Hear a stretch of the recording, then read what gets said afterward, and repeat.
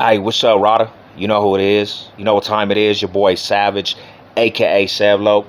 You tune in the Sevlok's Hotels. Like, comment, subscribe, share. Hit the notification bell. Let's get to the politic. Big shout out to everybody showing the channel love. Thank you for the interactions. Thank you for the support. Story time with the Savage, man. And I think about this day, bro, and it was pretty intense because me and my baby homie, we actually had to go in together on somebody because this fool was huge. His name was Hungry. Big Hungry. Ben County Correctional Facility.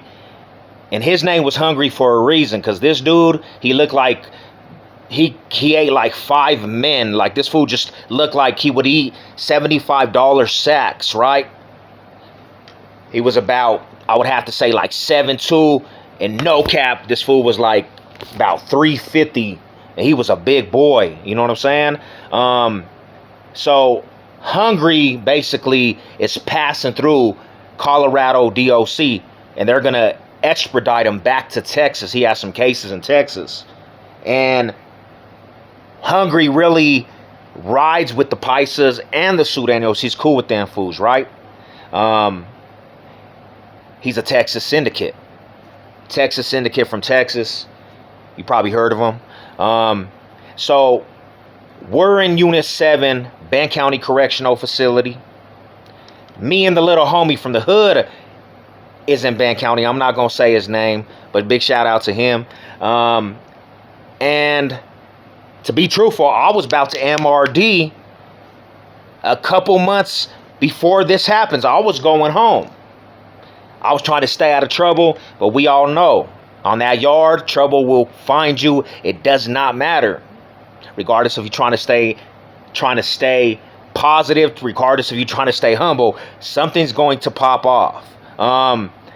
And that's exactly what happened to the Savage, man. So my little partner, he got his hands in everything, right? He plays on the poker table. He plays spades. He has a gambling problem, but he grinds. He hustles. But the poker table was his downfall. He liked to stay on that poker table all the time. If you put him on the poker table early in the morning, he would stay till we locked down. He lost money. He made money. But at this time, he was losing a lot of money. And me being the big homie, I would provide. So I kind of got tired of it after a while. And I told this fool, I said, you're going to have to limit yourself off the poker table. Only a couple hours, bro, because you're too addicted. So, you know, him being a youngster, he was way younger than me. He kind of didn't like that, but he said, all right, big homie, it is what it is. In doing that, he played with other people on the poker table. So he had a couple associates from different sectors, circles, right? I told this fool, I said, hey, bro, be wary of who you surround yourself with, because if it pops, nobody's going to care about your friendship. The little fools that you talk to, you fools are going to be getting it up. So don't try to get all buddy-buddy with these fools, because when it pops, you're going to have to get the heads up, regardless if they're homie or not. So he was associating with this one fool, and he was a youngster too. And these fools actually kind of knew each other's people on the streets. But this fool was from Pueblo, Colorado.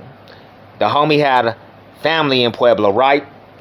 So they were the same age and they interacted, you know. So they chopped it up. They broke bread. It is what it is. So one day, the little homie basically goes to that little fool's cell. And in Ben County, the units are huge.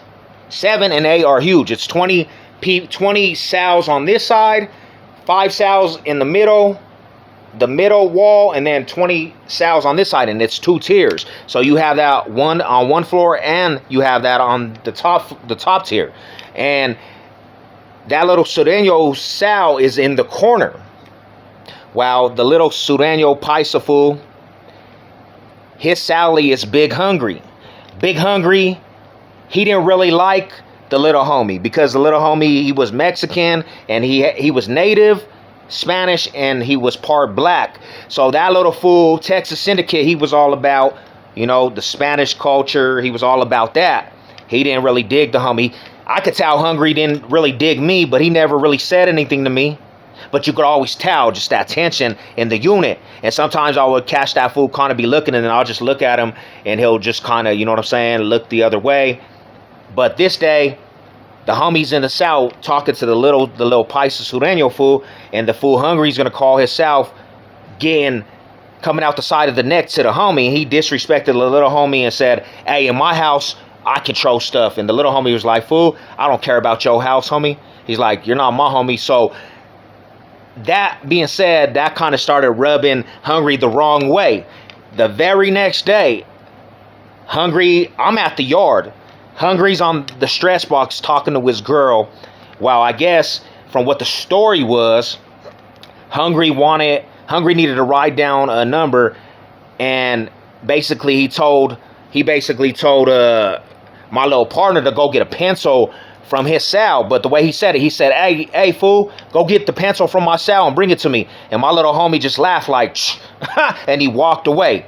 So Hungry took that as disrespect. He didn't hop off that phone right away and check the homie or get the heads up or say anything to the homie. He let that stuff ride, and then it started getting to him like, this fool disrespected me in front of everybody. He went to sleep on it. Nobody even knew this fool had a problem. I remember the little homie coming to tell me like, "Hey bro, that fool tried to boss me around." I said, "Who does he think he is?" Well, anyways, Hungry goes to sleep. It must have really been eating at him. So he said, "Tomorrow I'm going to bring it to the attention, but the way I'm going to do it is be disrespectful." So the morning comes, we go to chow, and then right after chow, we have our program. We go to the yard. We did legs that day, and I remember the homie J-Lo and the homie Solo and the little homie, we all did legs. And the way these fools work out, they work out your legs crazy. So my legs were broke off. It was one of them legs that your legs were jallow. Went back to the unit, went to lunch. After lunch, I go to GED in the afternoons. I'm waiting for a program. It's about an hour till we start going to program for GED. Me and the little homie are playing bones. I'm cracking this little fool at the bone table. And in Bend County, there's tables. There's 4 tables. They have like the chess tables. And then me and this fool are playing bones. You know what I'm saying? Dominoes. All of a sudden, I look up and I see this fool Hungry. And he comes over and he has his boots laced. He walks up to the table and he looks directly at my little homie. He's like, "You a bitch for that yesterday, bro. You didn't hear me?" Take note, my little homie, he was little. This fool was, Hungry's like 4 times bigger than my little homie. Hungry, like I said, was like 7'2", 350. And as soon as I heard it, I just automatically went into taking the fade for the homie. I hopped up like, "Who you talking to, pussy? Coming over here. This is Brick City. What's up?" And he's like, "Oh, you could get it too." So all of a sudden I said, "Bet, homie." And this fool said, "Come to my cell." So he went upstairs. I had to go upstairs. Like I said, my legs was broke off, right? So I'm like, in my mind, my legs broke off. So I'm trying to stretch them out. Soon as basically this fool was big, like double times bigger than me. And he's 4 times bigger than my homie. So this fool walks to a cell. I walk to a cell. And him being that big, and just how rowdy he came down, I knew he was really trying to bang. So as soon as he went in and he was taking off his green, my survival mode went in right away. And I just came in and I started stealing on him. Like as hard as I could, bro. And when I was in the pen, I still had, recovering from getting shot up my whole stay. 7 years, I had to basically renew my body and work out and get it strong again. But I stole on him like 4 times and connected. Boom, boom. And this big fool, he went straight for my hair. I used to have long hair and I would keep them in braids, but he went straight for my hair. And when he went straight for my hair, he pulled me down and he started uppercutting me with a right. If he would have had a blade, this fool could have stuck me.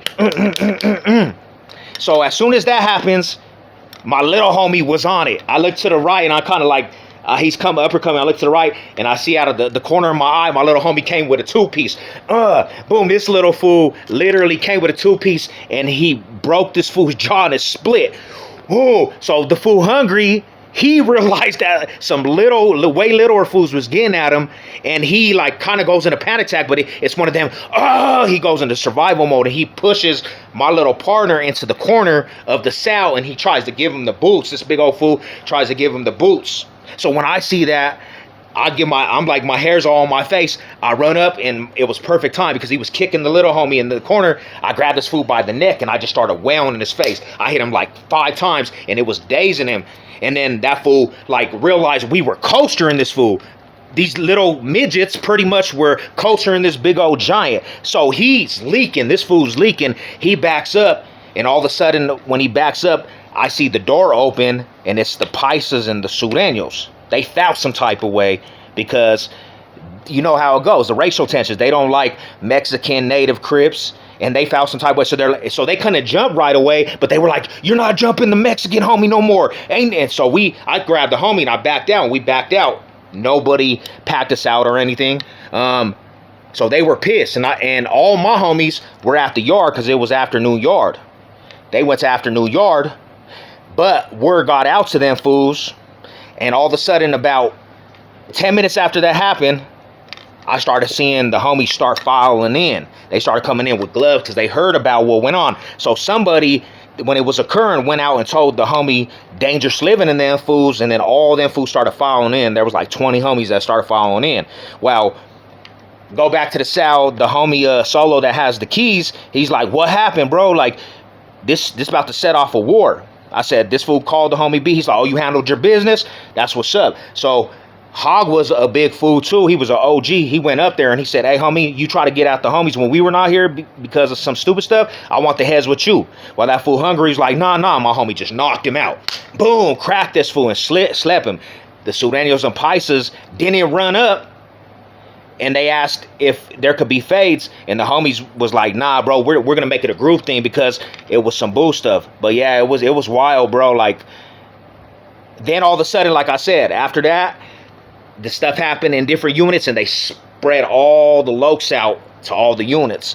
But yeah, that was the biggest giant we ever got into it. We banged with, you know what I'm saying? So he was a giant, bro. Like, he was literally one of them things in the Bible, the Namacons, the Nephilons. Yeah, the Nephilins. He was one of them dudes, bro. And us little fools that were way shorter and, you know, half of his size, we had to go in on that fool like a tree, bro. But you know what it is, your boy Savage. Let's go.